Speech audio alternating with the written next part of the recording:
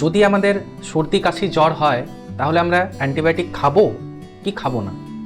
অনেকে থাকে যারা একটু হাঁচি কাশি জ্বর হলেই প্রথম দিন থেকেই অ্যান্টিবায়োটিক খাওয়া স্টার্ট করে দেয়, নিজেরাই দোকানে যায় এবং দোকানে গিয়ে তারা অ্যান্টিবায়োটিক কিনে এনে নিজেদের মতো করে খাওয়া স্টার্ট করে দেয়। আবার কিছুজন থাকে যারা ডাক্তার দেখায়, সব দেখার পরে ডাক্তারবাবু তাদের জন্য একটা অ্যান্টিবায়োটিক বেছে দেয় এবং বলে যে আপনি এটা 5 দিন বা 7 দিনের জন্য খাবেন। তখন তারা বাড়িতে গিয়ে ভাবে যে ডাক্তারবাবু আননেসেসারি অ্যান্টিবায়োটিক লিখে দিল না তো, এটা কি খাওয়া ঠিক হবে? তো এরকম নানা প্রশ্ন তাদের মাথার মধ্যে ঘোরে এবং তারা অ্যান্টিবায়োটিকটা বাদ দিয়ে বাকি ওষুধগুলো খায় এবং অ্যান্টিবায়োটিক খায় না এবং বলে যে ডাক্তারের কাছে গেলেই তো শুধু শুধু অ্যান্টিবায়োটিক লিখে দেয়। তাহলে আসল চিত্রটা কি? কখন আমাদের অ্যান্টিবায়োটিক খেতে হবে আর কখন আমরা অ্যান্টিবায়োটিক খাবো না, আমরা অ্যান্টিবায়োটিক অ্যাভয়েড করব, এটা জানাটা কিন্তু আমাদের এখনকার দিনের জন্য এটা কিন্তু খুব প্রাসঙ্গিক একটা আলোচনা। কারণ ব্যাকটেরিয়ারা যে রেজিস্ট্যান্সটা ডেভেলপ করছে অ্যান্টিবায়োটিকের এগেনস্টে, তাতে দেখা যাচ্ছে যে অদূর ভবিষ্যতে আমাদের হাতে এরকম কোনো অ্যান্টিবায়োটিক থাকবে না যেটা দিয়ে আমরা পেশেন্টকে ট্রিট করতে পারবো। তাই অ্যান্টিবায়োটিক খাওয়ার আগে আমাদের পুরো বিষয়টা নিয়ে কিন্তু সতর্ক থাকতে হবে এবং আমাদের অ্যাডেকুয়েট নলেজ থাকতে হবে। নমস্কার, আমি ডক্টর মনোদীপ, আমি একজন মেডিসিন বিশেষজ্ঞ। আজ আমি আপনাদের একটি অত্যন্ত গুরুত্বপূর্ণ তথ্য দিতে যাচ্ছি, তাই আপনারা কিন্তু পুরো ভিডিওটা মন দিয়ে শুনবেন এবং যদি আপনাদের ভিডিওটি ভালো লাগে, ইনফরমেটিভ মনে হয়, তাহলে কিন্তু আপনারা অবশ্যই এই ভিডিওটি আপনাদের পরিবারের বা আপনাদের চেনা জানা মানুষের সাথে শেয়ার করবেন, তারা যেন এই একই ভুলগুলো না করে। প্রথমেই যেটা বলি যে আমাদের যে সর্দি জ্বর হাঁচি কাশি এগুলো হয়, বেশিরভাগ ক্ষেত্রেই এগুলো আপার রেসপিরেটরি ট্র্যাক্ট ইনফেকশন হয়। কিছু কিছু ক্ষেত্রে আপার রেসপিরেটরি ট্র্যাক্ট ইনফেকশনের সাথে সাথে লোয়ার রেসপিরেটরি ট্র্যাক্ট ইনফেকশনও হতে পারে। এবার এই যে রেসপিরেটরি ট্র্যাক্ট ইনফেকশন, যদি আমি পুরো জিনিসটাকে একসাথে বলি, এটা আবার সাধারণভাবে দু ধরনের হয়। একটাকে বলা হয় ভাইরাল, একটাকে বলা হয় ব্যাকটেরিয়াল। বেশি কোনগুলো হয়? সাধারণভাবে কিন্তু ভাইরাল রেসপিরেটরি ট্র্যাক্ট ইনফেকশন বেশি হয়, আর ব্যাকটেরিয়াল রেসপিরেটরি ট্র্যাক্ট ইনফেকশন সেটা ভাইরাল ইনফেকশনের থেকে কিন্তু কম দেখা যায়। শুধু ব্যাকটেরিয়া ভাইরাস নয়, ফাঙ্গাল ইনফেকশনের জন্যও কিন্তু আপনার রেসপিরেটরি ট্র্যাক্ট ইনফেকশন হতে পারে, কিন্তু সংখ্যাটা আরও অনেকটাই কম। তাহলে প্রধানভাবে আমরা কয়েকটা জিনিস জানলাম যে একটা আপনার আপার রেসপিরেটরি ট্র্যাক্ট ইনফেকশন হতে পারে, একটা লোয়ার রেসপিরেটরি ট্র্যাক্ট ইনফেকশন হতে পারে, এবং এই রেসপিরেটরি ট্র্যাক্ট ইনফেকশন সাধারণভাবে দু ধরনের হয়। একটাকে বলা হয় ভাইরাল, একটাকে বলা হয় ব্যাকটেরিয়াল। তখন অ্যান্টিবায়োটিক কোথায় কাজ করে? ভাইরাল রেসপিরেটরি ট্র্যাক্ট ইনফেকশনে কিন্তু অ্যান্টিবায়োটিকের কোনো রোল নেই, অ্যান্টিবায়োটিক সেখানে কাজ করে না। আর ব্যাকটেরিয়াল রেসপিরেটরি ট্র্যাক্ট ইনফেকশন যেগুলো হয়, সেখানে কিন্তু অ্যান্টিবায়োটিকের রোল আছে, সেখানে কিন্তু আমাদের অ্যান্টিবায়োটিক প্রয়োগ করতে হয়। তাহলে প্রথমেই যেটা বললাম যে ভাইরাল ইনফেকশন যেহেতু বেশি হয়, তার জন্য সেখানে কিন্তু অ্যান্টিবায়োটিকের কোনো রোল থাকে না। তাই সাধারণভাবে যদি আপনার হাঁচি সর্দি, অল্প একটু খুসখুসে কাশি হচ্ছে, প্রচণ্ড গায়ে হাত পায়ে ব্যথা হচ্ছে, জ্বর আসছে, জ্বরটা 101 102 এরকম হচ্ছে, সেটা কিন্তু বেশিরভাগ ক্ষেত্রেই ভাইরাল ইনফেকশন হয়ে থাকে। তো ভাইরাসকে ডিস্ট্রয় করার জন্য আমাদের হাতে রয়েছে অ্যান্টিভাইরাল, কিন্তু অ্যান্টিভাইরাল শুধু কিছু কিছু ডিজিজের ক্ষেত্রেই আমরা ব্যবহার করি। এই সাধারণ রেসপিরেটরি ট্র্যাক্ট ইনফেকশনের জন্য কিন্তু সচরাচর অ্যান্টিভাইরাল ইউজ করা হয় না। বিশেষ করে আপনারা দেখেছেন এত বড় একটা কোভিড গেল, সেখানেও কিন্তু আমরা লিমিটেড নাম্বার অফ কেসে আমরা অ্যান্টিভাইরাল ইউজ করেছি, তাও আমরা জানতাম না যে সেটা কতটা কাজ দিয়েছে, সেখানেও একটা কোয়েশ্চেন মার্ক ছিল। এবারে তাহলে আমরা কখন অ্যান্টিবায়োটিক খাবো?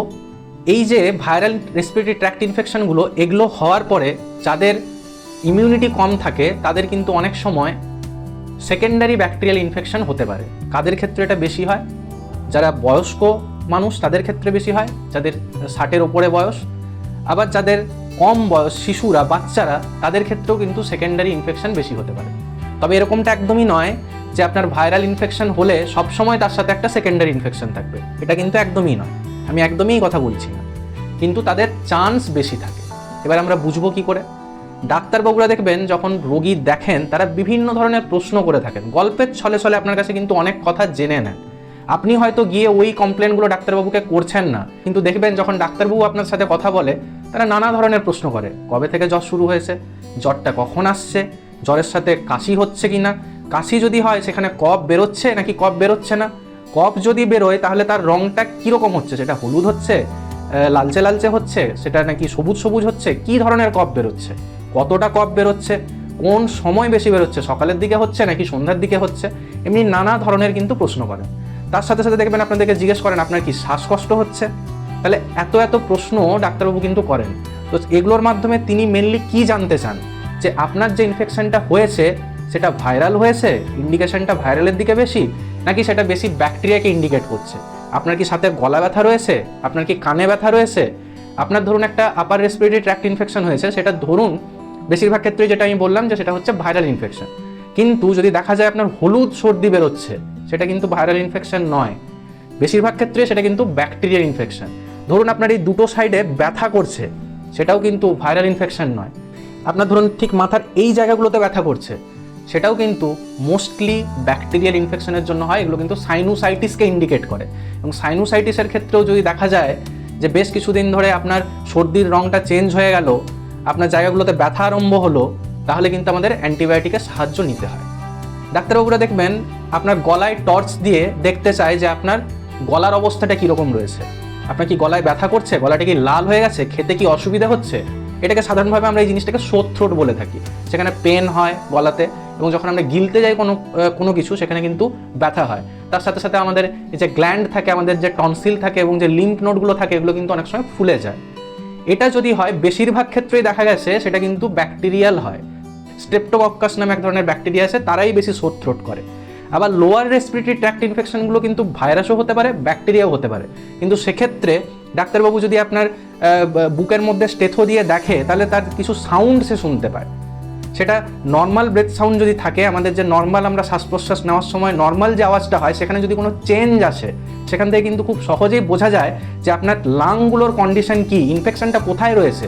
ইনফেকশনটা আপনার ব্রঙ্কাসে আছে, নাকি ব্রঙ্কিওলসগুলোতে আছে, নাকি আপনার লাংটাতে রয়েছে, যে অ্যালভিওলাই থাকে একদম শেষ প্রান্তে গিয়ে ইনফেকশন রয়েছে। কোনোটাকে আমরা বলি ব্রঙ্কাইটিস, কোনোটাকে আমরা বলি ব্রঙ্কিওলাইটিস, কোনোটাকে আমরা বলি নিউমোনিয়া। তো এই নিউমোনিয়া যদি হয়, সেখানে কিন্তু প্রোটোকল মতে সেখানেও কিন্তু ভাইরাস থাকতে পারে, কিন্তু পেশেন্টের কন্ডিশনের উপর জাজ করে আমরা কিন্তু অ্যান্টিবায়োটিক দিই। অর্থাৎ আপনার লাং যদি আমরা অস্কালটেট করি, বা লাংয়ের যে শ্বাস প্রশ্বাস নেওয়ার আওয়াজ, সেটা যদি আমরা ঠিকভাবে শুনি এবং তার আওয়াজের যদি কোনো পরিবর্তন পাই, সেখান থেকে কিন্তু আমরা বুঝতে পারি যে এই পেশেন্টের অ্যান্টিবায়োটিকের প্রয়োজন আছে কি অ্যান্টিবায়োটিকের প্রয়োজন নেই।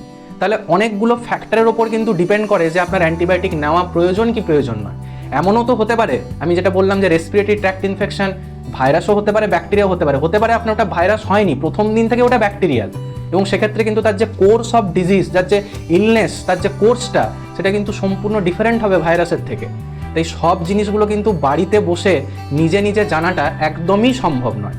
তাই আমরা যেটা রিকমেন্ড করি যে আপনার যদি আপার রেসপিরেটরি ট্র্যাক্ট ইনফেকশন হয়, সাধারণভাবে যদি একটু নাক দিয়ে জল ঝরে, সেখানে যদি একটু আপনার সর্দি হয়, সেই সর্দিটা যদি হলুদ না হয়, সেটা যদি নর্মাল সাদা রঙের সর্দি হয়, তার সাথে যদি আপনার অল্প খুসখুসে কাশি থাকে, আপনার কোনো শ্বাসকষ্ট নেই, আপনার অল্প একটু হয়তো দুর্বল লাগছে, আপনার কিন্তু যে ঠোঁট রয়েছে, জিভ রয়েছে, হাত পা রয়েছে, এগুলো কোথাও নীল নীল হয়ে যাচ্ছে না, বিশেষ করে এগুলো বাচ্চাদের বেশি হয়, তাহলে সাধারণভাবে আমরা বলি যে আপনি বাড়িতে 2 থেকে 3 দিন ওয়েট করুন, এবং কিছু কিছু ক্ষেত্রে সেটা 5 দিন থেকে 7 দিনও লাগতে পারে, কিন্তু সেটা তার বেশি যেন না হয়। যদি এর থেকে বেশি যদি আপনার ডিজিজটা আপনার শরীরে থাকছে, তাহলে কিন্তু অবশ্যই ডাক্তারবাবু পরামর্শ নেওয়া উচিত।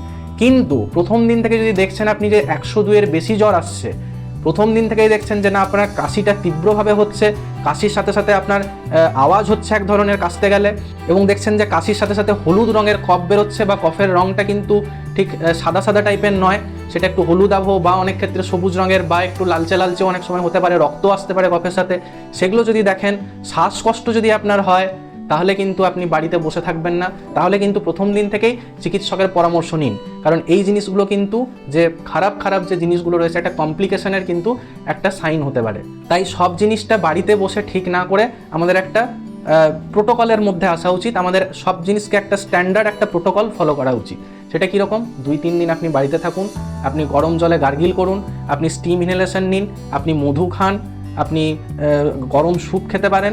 এইগুলো করে যে হোম রেমেডিস রয়েছে, জ্বর আসলে আপনি প্যারাসিটামল খেতে পারেন, এগুলোর মাধ্যমে যদি কমে যায় তাহলে ঠিক আছে, কিন্তু সেটা যদি তার থেকে বেশি হয় তাহলে আপনি ডাক্তারবাবুর পরামর্শ নিন। ডাক্তারবাবু যদি দেখে মনে হয় যে আপনার অ্যান্টিবায়োটিক লাগবে, তাহলে অবশ্যই উনি প্রথম দিনই দেখে আপনার জন্য সঠিক অ্যান্টিবায়োটিকটা চুজ করতে পারবেন, এবং আপনার ডাক্তারবাবুর ওপর, চিকিৎসকের ওপর আপনি বিশ্বাস রাখুন। যদি ভিডিওটি আপনাদের ভালো লেগে থাকে তাহলে অবশ্যই অনেক লাইক, শেয়ার আর কমেন্ট করুন, এবং এইভাবে আপনার হেলথের ছোট ছোট বিষয় নিয়ে আপডেটেড থাকার জন্য অবশ্যই আপনারা আমার চ্যানেলটি সাবস্ক্রাইব করে নিন। নমস্কার।